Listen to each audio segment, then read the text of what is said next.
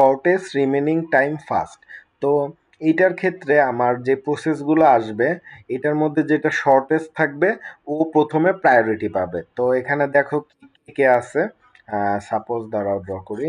দেখো যে P1 আছে, তো P1 যেহেতু অ্যারাইভাল টাইম হচ্ছে 0, তাইলে ও ফার্স্টে 0 থেকে স্টার্ট হবে। ঠিক আছে, তো 0 থেকে কে স্টার্ট হবে? P1 স্টার্ট হবে।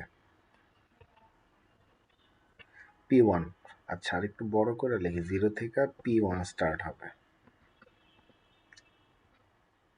ঠিক আছে, তো P1 স্টার্ট হইলো, কিন্তু P1 এর দেখো বাস টাইম হচ্ছে কত? 10। তো আমার কিন্তু যার বাস টাইম কম হবে ও প্রায়োরিটি বেশি পাবে। তো যখন P1 0 থেকে 2 পর্যন্ত চলে যাবে তখন কার প্রসেস শুরু হবে? P2 এর প্রসেস শুরু হবে। কিন্তু P2 এর বাস টাইম এখন কত আছে? 3। আর P1 এর বাস টাইম কত অবশিষ্ট থাকবে? 8। তাইলে এখন প্রায়োরিটি কে পাবে? এখন প্রায়োরিটি পাবে P2, যেহেতু P2 এর বাস টাইম কি কম। তো P2 আবার শুরু হইলো, তো 2, 3, 4। 4-এ দেখো এটার অ্যারাইভাল টাইম আবার 4। তো আমি যখন 4 পর্যন্ত এসে পৌঁছাবো তখন আমার আরেকবার চেক করতে হবে যে আমার যে P3 আছে ওর বাস টাইম কি P2 এর থেকে কম হয়ে গেল নাকি। যদি কম হয়ে যায় তাহলে P3 প্রায়োরিটি পাবে। তো P2 এর বাস টাইম কত? এখন বাকি থাকে 4-এ গেলে 1, আর এটার বাকি থাকে কত? 2। তো কাকে ছোট আছে? এখনো P2 ছোট আছে, তো আমি আবার কাকে চালাবো? P2 চালাবো প্রসেস। কত পর্যন্ত যাবে? 5 পর্যন্ত গেল। 5 পর্যন্ত যাওয়ার পরে এখন আমি দেখব যে কার বাস টাইমটা কম আছে।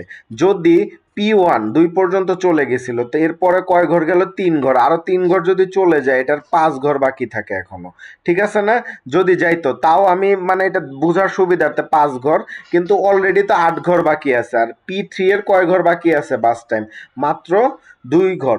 তো এখন কে আসবে? P3 আসবে।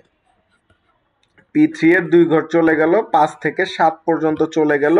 এখন বাকি থাকতেছে কে? P1। বাকি যতটুকু আছে P1 দিয়ে কমপ্লিট হবে। P1 কত হবে? 7 থেকে কত বাকি আছে? যেহেতু 8 ঘর বাকি আছে তাহলে কত পর্যন্ত যাবে? 7 থেকে একদম 7 আর 8 15 ঘর, একদম 15 ঘর পর্যন্ত কে যাবে? P1 যাবে। বুঝতে পারছি? এইটা হচ্ছে আমাদের মেইন, মানে এই সিস্টেমটার এইখানে প্রসেসগুলা কিভাবে সিঙ্ক্রোনাইজ হবে, কার আগে কে প্রায়োরিটি পাবে, এইটা হচ্ছে এই মানে এই শিডিউলিং অ্যালগোরিদমের মানে প্রসেস। আচ্ছা, এখন আমার এখানে আমি চ্যাটজিপিটিটা থেকে দেখাই, এখানে টেবিলগুলা সুন্দর করে গুছানো, যদিও ওইখানে টেবিলগুলা গুছানো না সুন্দর করে। আচ্ছা দেখো, তো আমি মাত্র যেটা বুঝালাম এখানে এটাই স্টেপ বাই স্টেপ একটার পর একটা স্টেপ করে দেখাইছে। যে প্রথমে দেখো প্রথমে P1 আসছে, পরে P2 এর 4 ঘর গেছে, পরে P2 5 পর্যন্ত গেছে, পরে দেখো P3 7 পর্যন্ত, P3 গেছে, এরপরে P1 আবার 15 পর্যন্ত গেছে। তো কমপ্লিটিং টাইম যেটা সিটি আমার এটা কত? 15, 5 আর 7। কারণ দেখো P1 শেষ হয়েছে কততে আইসা? P1 শেষ হয়েছে 15-তে, তো কমপ্লিটিং টাইম কত? 15। আর P2 শেষ হয়েছে কততে? 5-এ, তো 5। আর P3 শেষ হয়েছে 7-এ, তাই 7। আচ্ছা, তো প্রসেস 1 এর ক্ষেত্রে সিটি আর অ্যারাইভাল টাইম দেয়া আছে, তো TAT ইজ ইকুয়াল টু আমরা জানি সিটি মাইনাস এটি। ঠিক আছে, যেহেতু সিটি মাইনাস এটি তাই এখানে দেখো 15 মাইনাস 0 কত হবে? 15। পরে হচ্ছে গিয়ে 5 মাইনাস 2 কত হবে? 3। 7 মাইনাস 4 কত হবে? 3। আচ্ছা, এরপর হচ্ছে ওয়েটিং টাইম যেটা, এটা হচ্ছে TAT মাইনাস বাস টাইম। তো 15 মাইনাস 10 কত হলো ওয়েটিং টাইম? 5। 3 মাইনাস 3 কত হলো? 0। 3 মাইনাস 2 কত হলো? 1। আচ্ছা, আমাদের মেনলি হচ্ছে এই যে গ্র্যান্ড চার্টটা যেটা, এই যে গ্র্যান্ড চার্টটা যেটা ডায়াগ্রামটা আঁকবো, এই গ্র্যান্ড চার্টটা আর টিএটি বের করতে হবে আর ওয়েটিং টাইম বের করতে হবে। আমাদের মেইন মানে আমাদের মোটিভ হচ্ছে এইটাই। আর এর পরের যেটা হচ্ছে এটা হচ্ছে রাউন্ড রবিন অ্যালগোরিদম। আচ্ছা, এটাও আর একটু দেখাই দিই তোমাদের রাউন্ড রবিনটা। এটাও অনেক সহজ একটা অ্যালগোরিদম। রাউন্ড রবিন যে অ্যালগোরিদমটা আছে,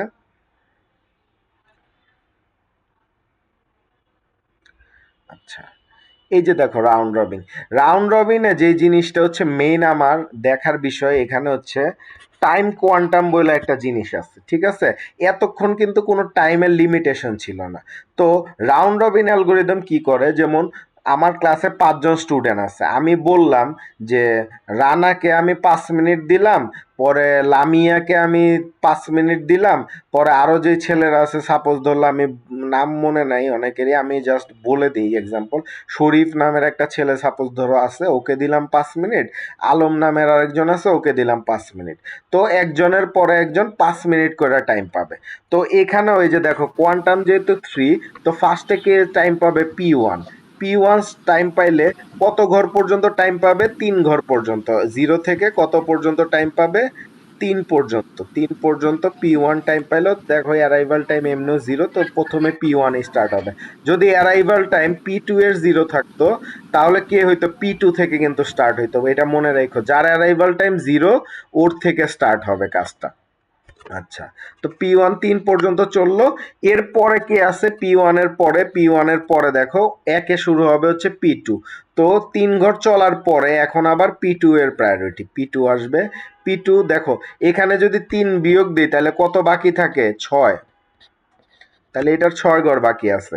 তো এরপরে P2 আবার কত পর্যন্ত চলবে? 3 ঘর পর্যন্ত চলবে। 3 ঘর পর্যন্ত চললে কত পর্যন্ত যাবে? 6 পর্যন্ত P2 যাবে। এখান থেকে আবার 3 বিয়োগ দিলাম, কত বাদ থাকে? 2। আচ্ছা, এরপরে আবার P3 কে পাবে? P3 জায়গা পাবে। ফার্স্টে P1, পরে P2, পরে P3। আচ্ছা, এরপরে আবার কে পাইলো? P3 পাইলো। P3 কয় ঘর পর্যন্ত চলবে? সেম 3 ঘর পর্যন্ত, যেহেতু কোয়ান্টাম সংখ্যা কত? 3, তাহলে সবাই কত পর্যন্ত চান্স পাবে? 3 ঘর পর্যন্ত চান্স পাবে। তো এখানে আবার কত হইলো? 9। 9 হইলো। এখন দেখো এখান থেকে আবার 3 বিয়োগ দিলাম, দিলে কত থাকে? 4। এখন আবার কে প্রায়োরিটি পাবে? আবার P1 পাবে। তো আবার যদি P1 জায়গা পায়, তো এই পাশে আরো 3 ঘর P1 যাবে। তো এখানে কত হইলো? 12। P1 আবার এখানে P1 এর আগের যে মান ছিল কত? 6। 6 থেকে কি হইলো? 6 থেকে দেখো P1 এর আগের মান ছিল কত? 6। 6 থেকে কি হলো? 2 3 বিয়োগ যাবে। 6 থেকে কত বিয়োগ যাবে? 6 থেকে 3 বিয়োগ যাবে। 3 যদি বিয়োগ যায় তাহলে কত থাকে? 3 থাকে। 6 থেকে 3 বিয়োগ গেলে কত থাকে? 3। তো এখন P1 এর অবশিষ্ট আছে কত? 3। আচ্ছা, P2 এর পরে আবার জায়গা কে পাবে? এই যে P1 এর পরে আবার জায়গা পাবে P2।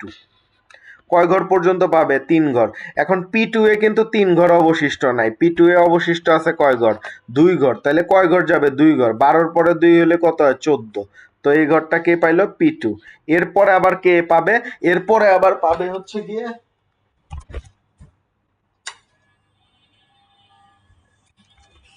এরপরে আবার সুযোগ পাবে হচ্ছে গিয়ে P3। তো P3 এর কত ঘর বাকি ছিল? এই জায়গায় 4 ঘর। তো P3 আবার কি 3 ঘর পাবে P3। তো কত পর্যন্ত গেল? 17 পর্যন্ত গেল। এখন P3 কে যাওয়ার পরে আবার কে চান্স পাবে? P1। P1 এ অবশিষ্ট কতটুক ছিল? 3 ঘর। তো আরো 3 ঘর কি কে পাইলো? P1। P1 পাইলে কত পর্যন্ত গেল? 20। আচ্ছা, এখন আবার কে পাওয়ার কথা ছিল? P2, কিন্তু P2 এ যেহেতু অবশিষ্ট এখন আর নাই, সব নিয়ে নেওয়া শেষ, এখন কে আবার পাবে?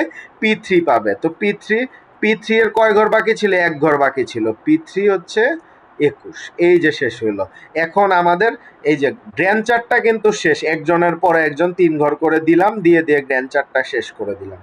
এরপরে এখন আমার যেটা দেখার বিষয়, আমি আবার চ্যাট জিপিটি থেকে জিনিসটা দেখাই। চ্যাট জিপিটিতে যেহেতু ছকগুলা সুন্দর করে আসছে, কপি করলে আর আসে না। আচ্ছা, এখানে গ্র্যান্ড চার্টটা আবার সুন্দর করে আসে নাই, তাই আইকা দিলাম ওইটা, বুঝছো তো? এ আবার এখানে এই যে সিঙ্ক্রোনাইজ করতে পারে নাই। আচ্ছা, যাই হোক, P1 এর কমপ্লিটিং টাইম কত ছিল? এই যে দেখো এখানে আমরা একটু এই যে যদি পিডিএফটায় দেখি, P1 এর কমপ্লিটিং টাইম দেখো এই যে 20 যায় P1 শেষ হয়েছে। তো P1 এর কমপ্লিটিং টাইম ছিল 20, আর P2 এর ছিল 14। এই যে দেখো সুন্দর, এখানে যদি গ্র্যান্ড চার্টটা বানাও, এই যে P2 14তে শেষ হয়ে গেছে, আর P3 এর ছিল 21।